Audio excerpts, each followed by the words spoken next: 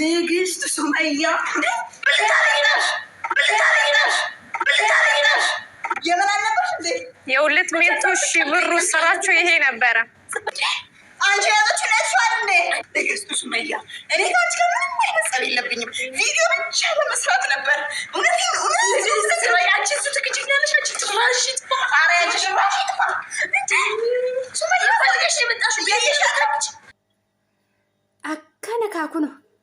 akkana kaaku no dhufteef ka giiftiin ayyu ayyuun ka dura qooftee miti ka dura qooftee keessummaa mana dhufe manatti tumtuu miti an ayyuu duraan baay'een jaaladhaa ture amma garuu baay'een isii jibbe maaliif jennaan gaafa isiin hiriyyaa tiyya sa'aadaa tumterraa gaafa sa'aadaan mana isii dhayite gaafa isiin isii tumterraa osoo isiin kabajin nyaachistee obaastee kaate gaafa isiin kabaja isiif dhabderraa isii jibbe jechuudha.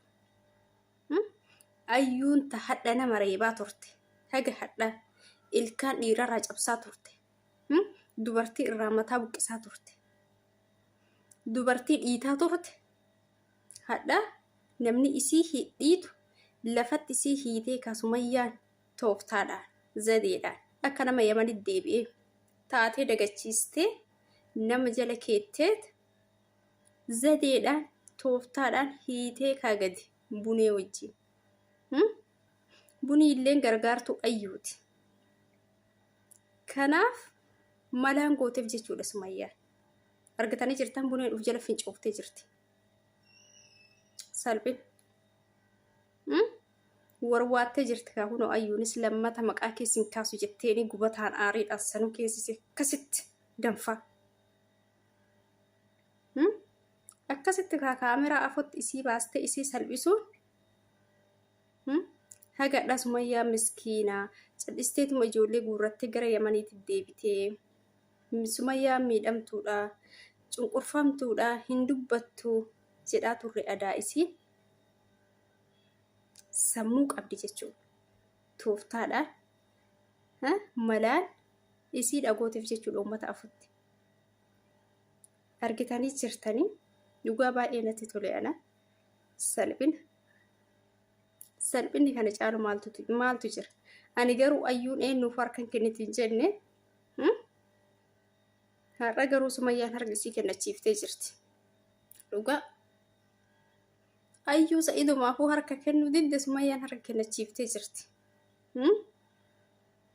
ayyuudhaan falli ati qabdu yoo jiraate abbaa manaa Sumayyaa gallakkistee fi karaa irraa goruu salphadhoo jette malee ana bichaa sitti fakkaatin jetteen sanuu asii achi sosochoo ana bichaa sitti fakkaatin duuba kiyya nama hedduutu jira jetteen sodaachistee jirti.